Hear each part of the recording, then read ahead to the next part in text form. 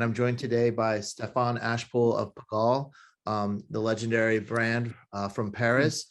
I'm curious how you fell in love with the sport of basketball. Is there one specific moment or individual or place that made you fall in love with the game? One thing I remember very, very well, that's the first time I understood what is basketball. I was maybe age of 5 or 6, more 6 actually. And I just started in school, and for maybe 2-3 months, I was seeing like all the guys running after one ball, which was a soccer ball, soft, because in school you cannot, at that age, you cannot have a hard ball. And after a little while, I saw this small rim on the top of the trees. And I was wondering, and I think I find photos somehow, somewhere. And I connect, and one day I find my way to go at school with an extra ball, and I start to shoot hoops. And I liked it. And two other friends, and I went back home and I said to my mom, oh, basketball. So they started research. That was back in 88 or 89. And they find a way that somewhere into Paris after school, you can bring your very young kids to a basketball discovery. So I was 6. And then right up, I fall in love. And I literally fall in love with the game, and I start researching. And 91, we had a game of the Lakers came to Paris to play against Barcelona. And my mom managed to have some tickets, so I went with her to see the game. And at the same time, she traveled to the States for work, and she entered a Foot Locker, and she asked my son, he's starting to like basketball, he's very young. What should I buy? She didn't know nothing about it. Wow. And the guy proposed 2 shoes, which was the Reebok Pump and the Jordan. And my mom, she was a freelancer, so she just finished her job. She was about to hit the airport, and she took both. So I started with those 2 shoes, and I went to see the game. And then 92, you had Jordan and the Olympics in Barcelona, and the popularity of basketball turned into something much more easy to catch in France. Some magazine was turning around, etc. Yeah, and I was 9 or 10. That's amazing, man. That's such a cool story. It's definitely something I can relate to a bit as well. My mother had a major role in my discovery of basketball and the game. I grew up in Albuquerque, New Mexico, and I was fortunate to be able to go to a basketball camp that she signed me up for, trying to get me into other sports and things that I might like. And it was a really cool opportunity. Michael Cooper, also of the Lakers, of course, he went to college at the University of New Mexico. So every summer he would come back to New Mexico and do a basketball camp for kids. And he would be basically on site and bring in different NBA players. So as me, a 3rd grader, 4th grader, being able to see like Michael Cooper, and he brought Dominique Wilkins one year, and Robert Parrish another year. And it was just like, as a kid, my mom pushing me towards this, seeing these like superstars, these larger than life individuals, is where I fell in love with the game. And just recently I was looking through my bookshelf, and I found the book from camp. That's cool. Michael Cooper. And I remember I was so nervous to go up and ask for his autograph that I actually asked for his mom's autograph. And I've got that's cool. So this is the book that as a kid, that camp got me in love with the game through my mother as well. That's cool. That's amazing. Man. It's that connection, that I think you establish it as a child, as a youth, and the game just stays with us for our whole lives. Yeah, it stayed for far. And now while I'm talking to you, I remember even before, I remember sewing this rim at the school. So I knew there was a basketball rim and a game called basketball, obviously, even though you have 5, 6. But my mom's from Sarajevo. And so her mom and sister had an apartment next to a smaller square, like and on the square they had the net, they had and basketball obviously in ex-Yugoslavia is absolutely huge. So most of the cousin of my mom, her first lover, everything was related to basketball. But because the girl were dancing, the women were playing ball, they quite really into sports, and school pushed them. So yeah, that's my first memory about the game. That's amazing, man. That's so cool. It's yeah, so special. it's a long time ago. I love that connection that we share with our parents and the game, man. Yeah. That's very, very cool. Yeah. I'm one thing to her. Same with mine. Well, yeah, definitely. You mentioned the shoes earlier, and buying you shoes. My mother also bought me some shoes as a kid, some Jordans specifically. Are there any memorable shoes or pieces of basketball apparel that had an influence on you growing up, or a favorite shoe or favorite jersey even? Obviously, all around Michael Jordan was huge, especially this, black background, infrared logo that was at that time. So that was clashing in terms of color already a lot.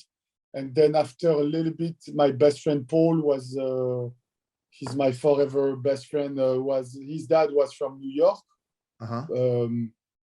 So we've been going to New York, and every time during the summer, we starting to catch the vibe. So I was like getting the information of a jersey, a color palette of a team that fit with the shoes and the uniform. So it became quite, I think the first time I really get into colors was through potentially a uniform, the uniform of the team. Nice. I don't know. Yeah, but I don't have one specific, probably. Yeah. Sure. And I mean, it was really like, like being able to put on certain shoes as a kid when you're playing sports, like in middle school, kind of just made you feel like a superstar, like a superhero, for sure. Like that energy of like lacing up some Jordans. The fives were definitely that reflective tongue, and then the sixes as well. There's just so much just historic memory for me in wearing those, and it's just such an impact on me. And obviously with your brand Pigalle, how would you say basketball inspires and influences the brand? Personally, it's the fact that since a very young age, because right after I discovered basketball, I get really into it, and I play to the highest level till my 18. So I was training 4 times to 5 times a week, then the game the weekend, then I was going on the court outdoor. So that was really, really, really into my life. So I guess it's some of the things coming into the brand, but it became very natural. It's also a way to dress. I was going to school, play ball, then probably go meet up with my friend, or go hang out with my girlfriend or whatever. So I needed to find a way to dress, be ready to play, but look good. So all this together maybe build this kind of a silhouette that I like. Yeah. I mean, the brand is so iconic and so legendary. And one specific thing that I think a lot of people relate to the brand is your incredible basketball court next door and the collaboration with the studio. Could you talk a little bit about the court and like how it started, where it currently is, and maybe future plans for it? Yeah, the court is next to the school I was, where I missed my diploma. I didn't get it, but the court is next to that school. Oh, cool. It's just down my house, almost where I'm born. And one day, the mayor of the district, for some sad reason, we lost the kids from the neighborhood that been into a trap. He was 17, and the mayor of the district asked us two guys a little bit older than I, how that things like this can happen in that neighborhood, which is more a village, what you guys are missing. And everyone said, we don't have place to connect. We don't have not a basketball field, but we don't have a place to connect. The only field and court we have are far away from home. So he he said, oh, okay, that's a parking lot of that school that I can lend you for a certain time. In time, we find something, and he needed to make an action fast. And so after just a few months, he started to put a rim and a soccer pitch, something like this. And we made that place alive very fast. A lot of kids from 7, 8, 9 years old was living around, and they stick to the place. And Nike came and brought LeBron James for the first time in Paris, and say, wow. They ring me one day and say, oh, the association can give you a little bit of money if you want to do something. We furnish the court. And I think that was 2008 or 9. 2009 actually, and yeah, we did this quite spontaneously. And then, as I was attracted by the game, I always wanted to kind of get a higher performance court. So even though it's really stuck in the middle of a building, I want a nice rim, a good-looking place, full of color, where the kids and the parents feel comfortable to leave their kids. Because, you know, when it was before the parking lot or even the court, the first months, that was like that dirty gray where everyone was coming, peeing, taking drugs. So that was really not a cool place. And the neighborhood was a bit less cool than now. So yeah, step by step, like this, very naturally. And I always had this in mind. I really loved color, basketball, and my city. So when that was in front of me, that was like, oh, okay, that was 1+1, kind of a vibe. Like I did, yeah. That's incredible, man. I mean, it's so beautiful, and like the color palettes that you have on the courts. I mean, like I feel like just they're so iconic, and they just resonate with people from around the world. And could you talk about the current design on the court and the thought behind the current palette right now? Yeah, but that was such a challenge, because when we start, even though with the studio, we start with two color, that was burgundy and white. So we construct something like this. We wanted two contrast color, but the court obviously became dirty fast. So, and we can improve. So we came with a lot of color, kind of Mondarian spirit. And then we had our most famous one, which was the gradients on the floor, which was a challenge for the supplier that never did out of that gum, recycled gum, blending the color that way. Il Studio, which is I think one of the best graphic design studio in the world, in my opinion, but they have a lot. You guys do amazing things too. So it's a lot of people with a lot of great skills, but they have like their very particular skills. But it's true that they are most common to use black and white and have a slice of color. So, and they knew how much I love color. So we kind of challenge each other with a lot of graphics and me bringing the color and make that things alive. And I think that's the combination of those two worlds and the time we've been passing to turn into the last one, which is the more, potentially the more bright when you're inside the court, maybe less when you take a drone shot. But when you're into the court, it's extremely hectic, because it's hectic on the floor. You have gradients also still on the wall. Then you have like squares and gradients of squares in blue. So it's really, really nice when you're on the court. I really like the last one. Unfortunately, we launched this court a month before COVID. So we couldn't have the same use. That was closed for a long time.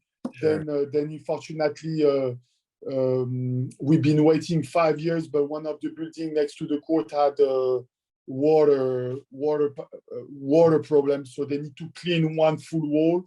So it's been kind of a toughest journey, but I've been there I was there last Saturday, and every time I opened the gate and wow, like even every time. So and I was happy because that was a sunny day in Paris, and I stayed for an hour, not much, and maybe 20 tourists came along the 1 hour, and another 50 kids more younger than ever playing. Yeah. And I was feeling grateful once again. Say, wow, we built something that is really used by the people, open to the public, and that looks good. And that came very organically. Yeah, man. Yeah, I think it's a blessing, this place. I totally agree. I mean, it's a Yeah, worldwide cultural destination for yeah, kind of. the game, but Yeah, also just for just fans of design and just wanting to see a beautiful installation. It's definitely has resonated, around the world, and it's so impressive. And I believe you were opening courts. You did something in Mexico City as well, and yeah, some other places. I know that was right around the time of COVID happening and coming around. But exactly. That was what was right the plan before. with that? Can you talk a little bit about that? I'm curious to hear. Yeah, actually, the story was Nike, which is a long-time partner, Sure. um, came to me and say, okay, let's move on the next collab. What you want to do? And I Uh-huh. was really to them, yeah. If we do things, if we invest money in marketing, let's do things that is useful. That's the only thing I want to do. I'm Yeah. enjoying having good photos and video. It's important, but let's build around. So that was the e-line was the power of sport to move the world, which is something that I really truly believe, and that happened in my neighborhood. So it's Yeah. something I want to transmit and wanted to transmit in other places Sure. because I had the proper background in Paris. So that was like, okay, potentially, if we made this happen in Paris, we can make this happen in other places. But unfortunately, COVID hit literally 1 month after. So that was a little bit of a tough journey, but it's still a dream that find a way to translate what we did in Paris, be a bridge between the city, a community, um, money coming from marketing, but spend wisely Sure. and make all that things a 360 for everyone. I love that. I mean, that's Yeah, that's really what it's about. And it's the way we got connected was through basketball. And yeah, like true.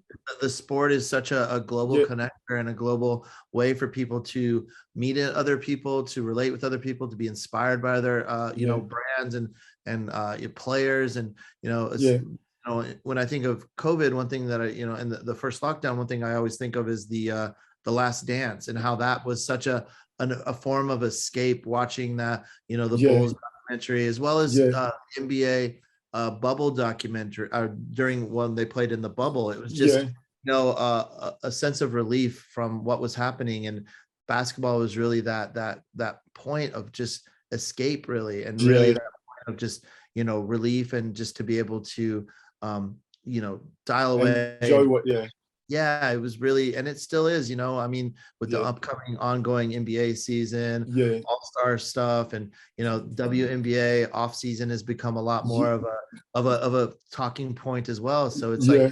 game feels like it's in a really good place culturally and globally. But where do you see, or where would you like to see the game going in the future? Like, as far as like, would you like to see it more global, more international players, gender inclusivity, technology? Like, are there any future forward basketball dreams that you have and you hope to see? I still feel the same exact pleasure over the weekend where I saw some kids playing Saturday. I played myself Saturday evening, and I went to see a game on yesterday during the afternoon, and then I came back and I started to watch the NBA. The full weekend was I just want this to continue, and I want some more international player as Jokic and Giannis to bring a new flavor to the loop. Yeah. But what about you? How you would love to see the game turn? I mean, the international angle is so cool, and it's so Yeah, fun. Like you mentioned Giannis, and it's just so incredible, like watching him and seeing him develop as a player. yeah, And Luca. There's just these the game becoming more and more global, yeah, with hopefully more international teams or expansion. One thing that always sticks with me when I think of global games is watching some B-League games in Japan, and just the crowd there, so polite, cheering for their even if their team's down by 50 points, they'll stay till the end and like be as excited as they were at tip-off. And it's so special, and it feels like you know, there's just a lot of, I think, international opportunities for the game to continue to thrive and grow, and you know, reach new people and inspire style. You know, like you know, having your brand being, you know, a cultural ambassador of basketball in Paris, you know, like what is the equivalent of that in Singapore, or you know, in Johannesburg, or wherever around the world, just seeing how the game can connect with individuals, inspire individuals. You know, that's exciting to think about the future of where the game could go. And the other thing is, you know, like technology and seeing, you know, lighter shoes, you know, maybe different sorts of fabrics with you know, LEDs sewn in, and just it'll just be a fun way to watch the game develop. You know, I guess this year is what the 75th anniversary of the NBA. Like what will the next 75 years bring is a something fun to think about, and to kind of just, you know, put on your science fiction hat and just dream of this future basketball. You know, I'm quite much in the moment all the time. I have an exciting life, so man, sometimes I have difficulties to picture later, but I'm very attracted by modernity in general too. So but I will think of it, how I would love to see the game in 75 years. I'll let you know next time I see you. That is, I could only I mean, I will find an answer. I will find an answer. I go to Cleveland to the All-Star game tomorrow. No, you are? Not tomorrow. I leave Thursday. Are you gonna stay in the States longer? Are you gonna any chance of coming to LA or anywhere else? No, I wish at the first I wanted to come to LA for the weekend and stay. This weekend and stay a few days and enjoy the sun, play ball, meet some friends, meet you up if you were around. But I'm missing days. I have a lot of fun projects related to music and other stuff related to the Olympics in Paris. I'm gonna have a lot of involvement there. So awesome, man! That's great. It's fun, and it makes me very, very busy actually. But I love it. I could only imagine. I remember last time we were able to hang in LA, and I saw you mentioned the music projects that you were working on, and I know that music is it's important for both of us. You know, it's a major part of both of our brands. I'm putting out a single by an artist, Tomu DJ. I'll send you the track. Check it out. Please. It's but you still have the magazine going on. Yeah, so man, you got to be in the next issue, please. I would love to do something with you in it. We're starting just to work on it now. Very, very early days. I meet with the new art director tomorrow, and so I'm penciling you in, and hopefully if you'll let's figure out something cool to I would love also to, if we do something, to include a street ball legend called Amarasi. That made basketball move in the suburbs and the ghetto the past 20 years when he was young, and we're very, very tight together. And I've been helping me to develop a summer league, because they have no summer league in Paris. With a beautiful city like Paris over the summer, I guess players. So it's been 2 years, and of course we have all the top French players. I've been helping, and we've been building this together as a for fun actually, and seeing the new generation, playing tough over the summer. So can be this or other thing. We can chat anytime. You gonna be to the All-Star game or not this time? Not like man, I haven't. Last time I flew was Chicago All-Star game 2020. That was. I need to start traveling again, but I haven't. I've just been on my Howard Hughes, laying low here in LA. It's okay. You'll have the sun and a cool city. Stephane, thanks so much for joining us today. Yeah, thank you. I'm happy. Thanks from Paris. See you soon, Maji. Bisous. Ciao.